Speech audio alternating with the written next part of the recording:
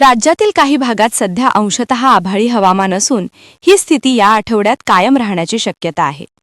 राज्याच्या दक्षिण भागांमध्ये दुपारनंतर स्थानिक स्वरूपाचा वादळी पाऊस पडू शकतो.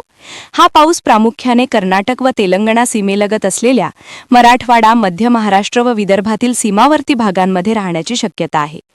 दिन 30 व 31 मार्च 2026 दरम्यान राज्यातील काही भागांमध्ये प्रामुख्याने दुपारनंतर आभाळी हवामान तयार होऊन मेघगर्जनासह पाऊस आणि वादळी वाऱ्यांची स्थिती निर्माण होण्याचा प्राथमिक अंदाज आहे. सध्याच्या अंदाजानुसार ही स्थिती प्रामुख्याने खानदेश, मराठवाडा, पश्चिम विदर्भ तसेच मध्य महाराष्ट्रातील भागांमध्ये दिसून येऊ शकते. उर्वरित विदर्भात देखील हवामानात बदल दिसू शकतो. या दरम्यान विजांचा कडकडाट, वादळी वारे, पाऊस आणि काही ठिकाणी गारपिटीची शक्यता नाकारता येत नाही. शेतकऱ्यांनी पुढील काही दिवस हवामानाच्या अद्ययावत अंदाजांकडे लक्ष ठेवावे व त्यानुसार शेतीची कामे नियोजित करावीत.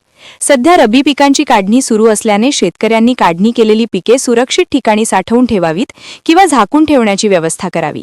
तसेच वादळी वारे, पाऊस आणि संभाव्य गारपिटीपासून पिकांचे नुकसान टाळण्यासाठी आवश्यक ती खबरदारी घ्यावी, असे आवाहन कृषी विभागाकडून करण्यात येत आहे. मुख्यमंत्री देवेंद्र फडणवीस यांनी देखील त्यांच्या एक्स या समाज माध्यमावरून खबरदारीचे आवाहन केले आहे.